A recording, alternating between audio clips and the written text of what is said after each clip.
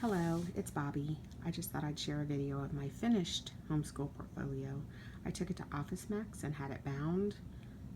It was about $5. Next year I will take and laminate the front cover and laminate a cardstock for the back cover, and that will save me almost $2.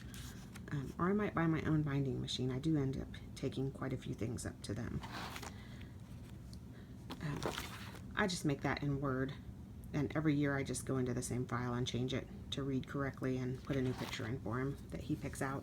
This is their All About Me page, first day and last day of the year.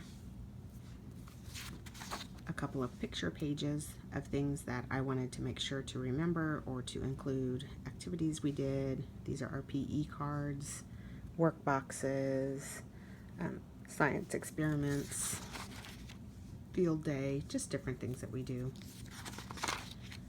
Next is my course of study that I just do in Word.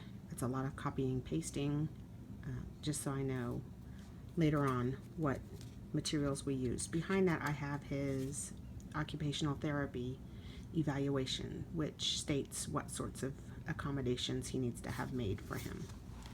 Next are my hour logs. I use the HSLDA spreadsheet and I just print them out.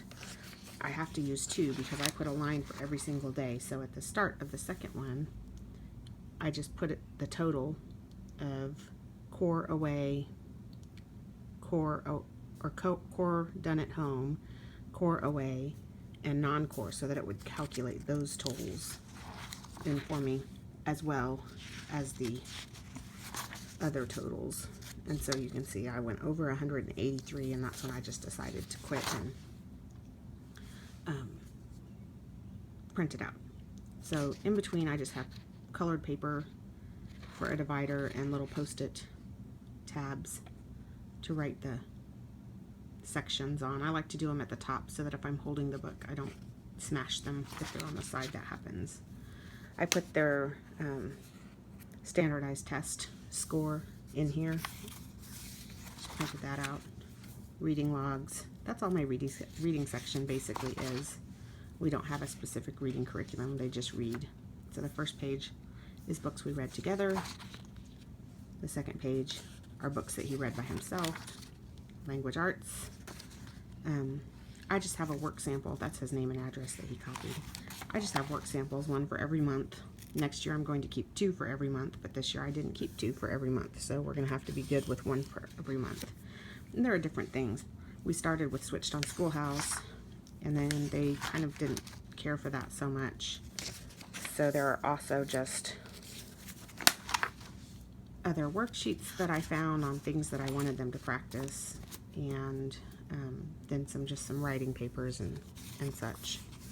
The math section, we do CTC math, so that prints out a very nice summary report, and then a detailed report of all of their scores and things, and then they get certificates.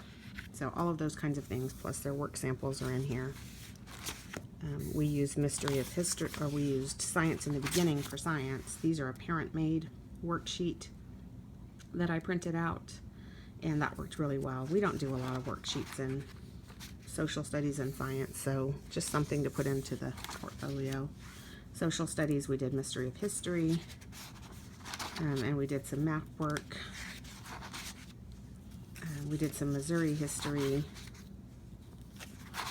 And then Mystery of History comes with these little worksheets, and so we use those. The only reason I do worksheets at all is so that I have some work samples to use in their portfolio. Otherwise, I don't really believe that they're necessary for science and social studies at these grades. If you have any questions, please put them below, and I will answer them as quickly as I can. I just thought that some of you might be looking for some inspiration as you're putting your portfolios together. My biggest recommendation would be, before the school year starts, get a binder, put the dividers in there. Start out with these, put the dividers in there, and then set an alert in your phone every 2 weeks to pull some samples from each subject. And that's the best way, I think, to make sure you keep on top of keeping work samples, especially if you don't really care for worksheets like we don't. I hope you all have a nice day, and I hope you're having a good time planning for next year. Thank you very much.